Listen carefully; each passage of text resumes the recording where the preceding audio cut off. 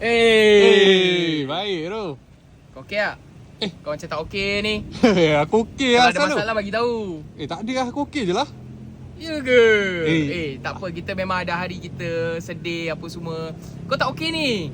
Aku okey Roman. Tak kau, asal kau ni. kau tak okey, kau tak okey. Okey je, jangan risau. Kau tak okey ni, aku tahu. Jom lepak minum momoyo ke? Boleh, jom. Boleh. Ah. Macam tak okey je kau ni. Man, aku okey je lah, Man. Kau tak okey ni, aku tahu kau tak okey. Man, aku okey. Kamu reaksi muka kau pun aku tahu kau tak okey. Please say something. Mesti ada benda yang kau tak okey ni. Aku okey, Man. Hari ni hari bagi Okey, aku okey. tak apa, kalau kau tak suka momoyo kita lepak tempat lain lah. Man. Okey, it's okay tak? Momoyo je, Man, please. Murah-murah agak macam series ni kan. Tapi yang tu tak penting. Yang penting kau okey kau tak okey ni. Man, aku okey, Man. Kau tak okey ni. Kau tahu kan apa benda kau boleh share kat aku? Man, aku okey, Man. Kau tak okey ni. Man, kau jangan belikan aku boleh tak, Man? Nah, dah sampai pun. Ni strawberry matcha, ini matcha. matcha latte, ini kau kena matcha. Baik, ngam. Kau okey tak? Man, ni asal kau beli sampai 3 Sebab matcha series ni dia ada buy one free one lah. Oh, ya. Dari bila sampai bila? Dari tapi kau okey tak kalau aku bagi tahu kau? Man, aku okey, Man. Kau Aku yang macam tak tanya. okey je. Okey, promo dia daripada 19 sampai 21 hari bulan 6 ni.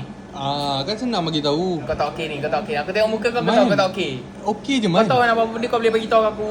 Uish, Man, asal macam ada lagi kau Aku dah agak dah. Kau tak okey ni. Man, Kau tak okey. asal aku tanya je asal macam ada lagi kau. Yelah, sebab dia dah naik 20% pekat kau dia sekarang ni. Oh, patutlah rasa rich. Harga sama lagi Kau memang dah tak okey dah ni. Man, aku okey, Man. Kau tak okey ni. Man. Aku tahulah. Aku okey je, Man. Tak, kau tak okey, kau tak okey. Serius, Aku tak okey. Kan? Nampak betul. Kau tak okey kan?